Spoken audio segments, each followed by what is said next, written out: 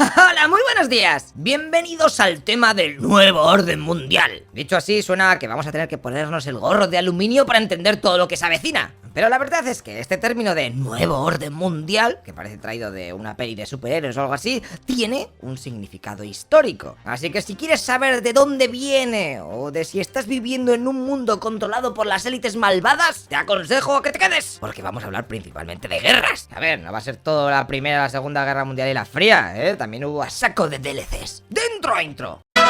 Este vídeo es gracias a todos los Patreons, suscriptores de Twitch y los que dais likes y cosas bonitas. ¡Sois la leche! Os voy a ser sinceros, el tema en realidad se llama Principales conflictos a finales del siglo XX y principios del XXI. Así que toda la información que se avecina te tiene que sonar aunque sea de oídas, ya que o lo has vivido o simplemente sus consecuencias han llegado hasta tu partida. Si la Primera Guerra Mundial se llevó por delante a 10 millones de personas, luego la secuela a otros 55, pues desde que se acabó esta hasta principios del siglo XXI cayeron por culpa de los conflictos nada más y nada menos que 45 millones de humanos. Y el 90% de estas guerras fueron desarrolladas en países del tercer mundo. Y es que la caída del comunismo trajo debajo del brazo la casi desaparición de guerras entre países, mayormente porque siempre se metían organizaciones a intermediar como la ONU, la Unión Europea, etc. Y la cosa finalmente se terminaba calmando. Pero por el contrario, los conflictos intraestatales, es decir, las guerras civiles, se pusieron a saco de moda. Anda, ¿y por qué esta evolución? Pues a ver, con todo el tema del comercio mundial, a los países les venía a cuenta llevarse bien con el resto, porque si no era perder dinero a fuego. De todas maneras, algunos se seguirán pegando principalmente por tres motivos: un territorio que se quiere independizar, mantener el poder a nivel internacional o por controlar recursos naturales, que este último desencadenará en un nuevo problema: el terrorismo internacional y cómo se va a intentar luchar contra él también.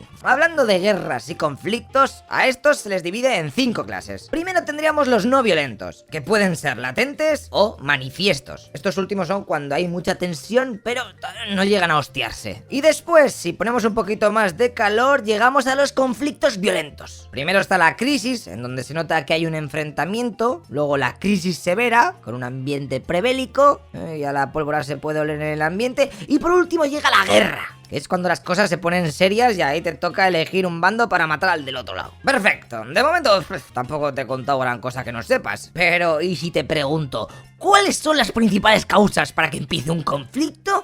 ¿Qué me dirías? Pues ten cuidado, porque hay 7 principales, aunque normalmente suelen ser un mezclote de unas cuantas. Y va, te las voy a contar rápidamente. Primero, causas territoriales. Oye, tú, que ese cacho de tierra es mío. ¿Pero qué dices? No, es mío. ¿A qué te pego? ¡Puma! ¡Hala! Guerra. En África, con todo el tema de las fronteras que se inventaron los europeos, son unos expertos en esto. O por ejemplo, la India y Pakistán con la región de Cachemira. Segundo, causas históricas. Ey, tú, que hace 2 siglos a 200 años que me conquistaste y me robaste no sé qué. ¿Pero qué dice mi arma si es culpa tuya que estás ahí todo el día provocando con esas minas de oro al aire? Tápatelas un poco, ¿no? Aquí es cuando la historia se usa para justificar una rivalidad entre pueblos. Da igual que esa generación no tenga nada que ver con lo que pasó. La cuestión es calentarse a hostias. 3. Causas económicas. Lo de ir a un sitio y saquear o pillar todo lo que podías es uno de los curros más viejos de los humanos. Además de que esto viene de perlas para costearte la propia guerra y luego salir más reforzado. Hombre, si ganas, claro. Ya te digo que esto, las causas económicas, es uno de los pretextos que más se usa. Cuarta causa, étnicas o raciales. Pues esto es que un grupo quiere someter a otro. ¿Te acuerdas de la movida esa de los Hutus y los Tutsis en Ruanda? Pues eso, de todas maneras luego te lo cuento un poquito más sobre ello porque ya te veo ahí un poco perdido. Quinta causa, falta de democracia. Pues sí, la democracia está bastante relacionada con la paz, ya que si hay un buen sistema, normalmente entre diálogo y negociación no se suele llegar a un conflicto armado. Pero cuando la democracia no existe es porque alguien está manejando el cotarro y los de abajo, cuando se cansen o puedan, pues se van a rebelar. Y ¡ale! Guerra civil. Esto en África ha sido trending topic infinidad de veces. Yo te aviso, cuanta más desigualdad haya en el país, más papeletas hay para que estalle una guerra. Sexto, lucha de recursos. Oye tú, que necesito petróleo para que mi economía sea la repera y tú tienes a saco. Se me ha ocurrido que ¿por qué no me das un... déjalo, te conquisto. Esto que ya lo hemos visto que ha pasado, seguramente lo veamos cada vez más en el futuro. Y no solo por el oro negro, sino mismamente con el agua. Séptimo, prestigio y hegemonía. Hay que garantizar el predominio de tu nación sobre el resto, como si esto fuese el Risk. Así que a la mínima que alguien te levante la voz, misilaco que le metes por el ojete. Aquí, por ejemplo, tendríamos lo que pasó con Estados Unidos después de las Torres Torres Gemelas, cayendo sobre Afganistán e Irak. Pero bueno, ya te digo, como están mezcladas, Irak también fue lo de falta de democracia que decían y bueno, ahí lo de las bombas. Y ya está, ¿eh? ¿Te vas a acordar de los 7 tipos? Bueno, de todas maneras te dejo los apuntes siempre abajo en la descripción, porque sé que eres un matado. Ahora toca ver la situación internacional después de la Guerra Fría. Ya sabéis que Estados Unidos y su sistema capitalista había salido como el gran vencedor. En 1991, George Bush padre usó por primera vez la expresión nuevo orden mundial para referirse a la etapa que estaba comenzando el mundo en las relaciones internacionales, la paz, el entendimiento diplomático, el buen rollo y eso. Pero ese mundo de Disney en verdad era mentira. Ni mucho menos el mundo estaba sin matarse. De hecho, que Estados Unidos se hubiese levantado como sheriff del planeta, como garante de los intereses capitalistas y democráticos, creará unos cuantos problemillas. Y eso es lo que toca ver ahora. Las 3 movidas de los yankees más un bonus. Primera guerra del Golfo. El presidente de Irak, Saddam Hussein, se le va la perola e invade los campos petrolíferos de Kuwait. Y así con la tontería estaba controlando un porrón de producción de gasofa. A Estados Unidos no le tembló el pulso. Se chivó a la ONU y esta aprobó un ataque conjunto contra Irak. Tras unos pocos meses de bombardeos e invasión terrestre, Irak se retira de Kuwait y la cosa se calmó. Luego llegaría la invasión de Afganistán, en respuesta, como bien sabrás, al ataque de las Torres Gemelas de Al-Qaeda. Este grupo estaba dirigido por Bin Laden y este estaba apoyado por los integristas islámicos de Afganistán, los talibanes. Después de un pedazo despliegue del horror, los americanos consiguieron doblegar a las fuerzas locales, algo con lo que sacaron pecho, ya que recordaron que la Unión Soviética no pudo, y ellos sí. Aunque a decir verdad,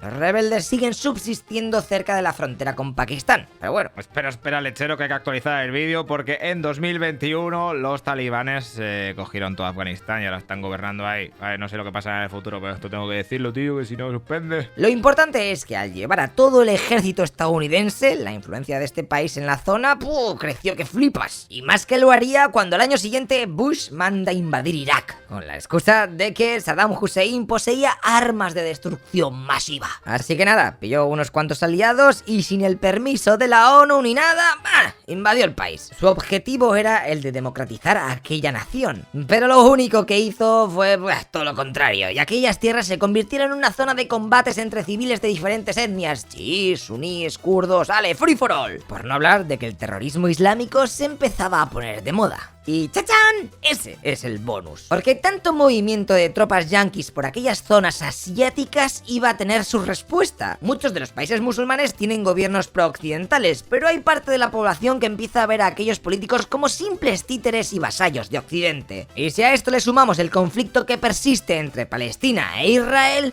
pues a la peña se le empezó a ir la olla, pasando del nacionalismo como ideología y tirando hacia un fanatismo sobre su religión, la islámica. También te tengo que decir que otro factor importante que tiene la culpa de todo esto es las graves desigualdades que hay en estos países. Los terroristas religiosos radicales se caracterizan por un odio al máximo al mundo occidental, sus costumbres, ideas, etc. Y para ello no dudan en atacar a los civiles en sus propios países con bombas, matanzas, kamikazes, rehenes, lo que sea. Y en estos movimientos ha habido actualizaciones, porque antes lo normal era que los grupos tuviesen una jerarquía. O sea, un jefazo que manda al resto lo que tienen que hacer, en plan, venga, pues tú matas a eso o te estallas por ahí. Pero con el paso del tiempo han nacido las células individuales o lobos solitarios. O sea, directamente un tío hace lo que le sale el pito. Por lo que es mucho más difícil eliminar al grupo en cuestión, ya que si cae uno, como no tiene conexión con el resto, pues no se puede investigar nada más. Ejemplos de este terrorismo radical tenemos a patadas. Nueva York, Casablanca, Londres, Madrid. Ay, sé que eso está dando bajón ver cómo los humanos se matan entre sí por a ver quién la tiene más grande o simplemente por su locura.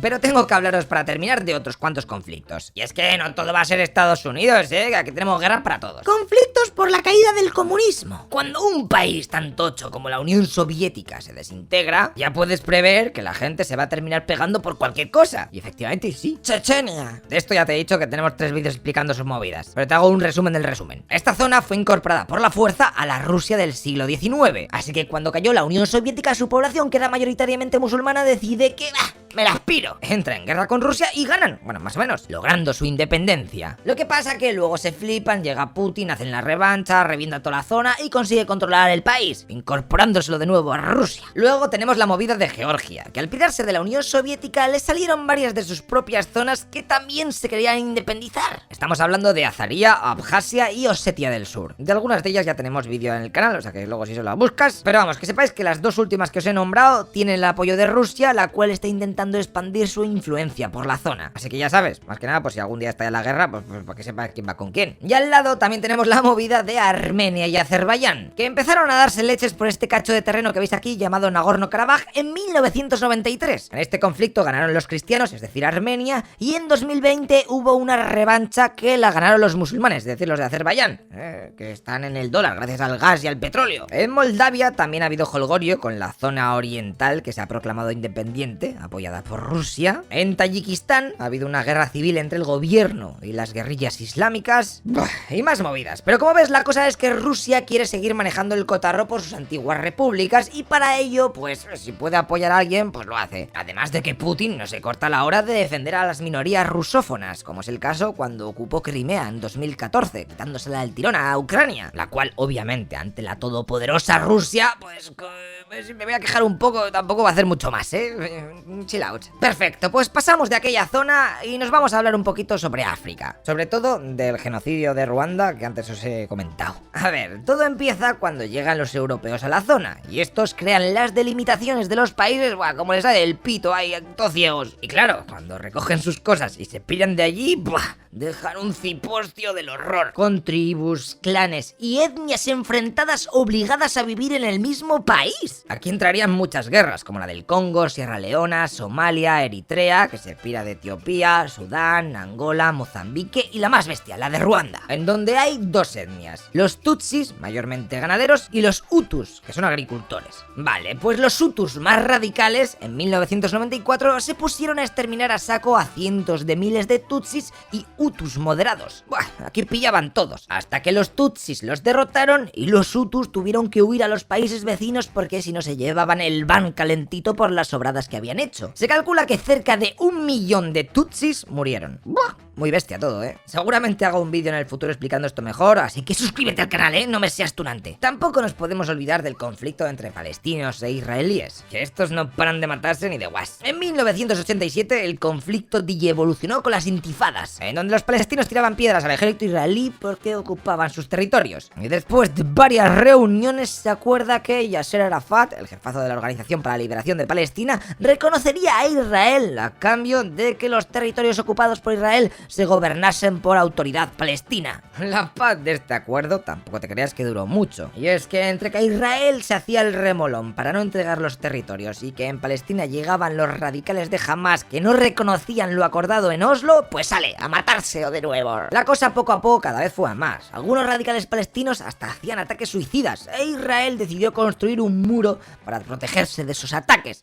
Además, que ya de paso, pues se comió otro cachito a Palestina. La llamada hoja de ruta para poner fin a este conflicto, ya te digo yo que se la lleva el viento. Si nos movemos un poquito arriba a la derecha, vemos a los kurdos. Bueno, en realidad en Google Maps no salen, pero es que entre Turquía, Irak, Irán, Siria y Armenia hay 35 millones de kurdos desperdigados que aspiran desde hace muchos siglos a crear su propio estado independiente. La mayoría viven en Turquía. De hecho, a puntico estuvieron de independizarse de este país después de la Primera Guerra Mundial, pero no hubo manera. La cosa es que en la zona del Kurdistán, que es la que reclaman ellos como suya, pues siempre hay movidotes, ya sea con los turcos, con los iraníes, que será por enemigos. Y para terminar os voy a hablar de dos cosas más o menos actuales y que fijo que te suenan. La Primavera Árabe de 2011. ¿Eso qué es? Pues fueron unos movimientos de la población contra los regímenes autoritarios en algunos estados árabes. Estos se extendieron como la pólvora y derrocaron a muchos políticos, sobre todo por su culpa, ya que eran unos nidos de corrupción y la crisis económica pues hizo que la gente se cansase. Ya sabéis, cuando hay crisis de money, pasan cosas raras, my friend. Aquí tenemos varios tipos de ejemplos. Túnez y Egipto, donde derrocaron a sus gobiernos, y luego están las revueltas que acabaron en guerra civil, como Siria y Libia. Aunque también existen existen los casos en que las revueltas fueron aplastadas, como fue en el Emirato de Bahrein, o aquellos países que estuvieron avispados y antes de que la cosa fuese a más hicieron cambios democráticos, como Marruecos, Arabia o Jordania. Ahora sí que sí, ponemos fin al vídeo con los conflictos olvidados, que son todos aquellos que siguen activos pero que ya no son noticia. Y el que se lleva la palma es el Sáhara Occidental. Esta zona antes era de España, la cual prometió que iba a hacer un referéndum para que eligiesen su futuro. Pero Marruecos se adelanta, hace la marcha verde, así que España dice: uy, uy, uy, qué movida, yo me la aspiro. Y entrega el Sáhara a Mauritania y a Marruecos. Pero ¿qué pasa? Que luego Marruecos se agencia todo y los saharauis que quieren su propio país se quedan arrinconados en el interior, esperando un referéndum que la misma ONU les prometió. Bueno, también hemos hecho un vídeo sobre esto explicándolo mejor, así que si necesitas más datos, luego te lo ves. También en Sri Lanka hubo bastantes movidotes entre la guerrilla tamil del norte y los cingaleses. En Sudán, ¿te suena la zona de Darfur? Pero que sí, porque si no vives todo aislado, ¿qué te pasa? Allí ha habido una catástrofe humanitaria por motivos religiosos y geográficos. Así que con la tontería se acordó crear un nuevo país. Y así nació Sudán del Sur. Todas estas guerras que te he ido contando a lo largo de este tema, si llegan a haber ocurrido durante la Guerra Fría, Estados Unidos, la Unión Soviética o sus aliados, segurísimo habrían estado apoyando a alguno de los bandos. Pero ahora, la cosa ha cambiado. Ya muchos países pasan olímpicamente y solo lo que buscan es dinero fácil. Es por eso que los sponsors de los conflictos suelen ser narcotraficantes, comercio de diamantes o algún otro recurso. Algo que a la postre va lastrando el futuro y desarrollo de estos países. Por no hablar, claro está, que Estados Unidos, Europa y Rusia se hinchan a vender armas a todas las naciones en guerra, así que también hacen su agosto desde la lejanía, viendo cómo se matan los unos a los otros. Pero eso sí, luego lloran cuando las consecuencias de estos conflictos les llaman a las puertas, normalmente en forma de refugiados o inmigrantes. Ay, ¿qué os voy a contar? Humanos haciendo cosas de humanos. Y con esto ya estaría este fantástico tema del orden mundial. ¿Te has enterado, más o menos? Espero que sí, porque en el próximo hablaremos de algo menos sangriento. ¿Cómo leches ha llegado Europa a ser Europa? O sea, bueno, ya me entiendes. Lo bueno que es un tema cortico, como yo. Y a la hora, porque estamos viendo unos tostones aquí. Venga, anda, os vemos aquí en A Toda Leche en un rato. ¡Hasta luego, loco Pixas!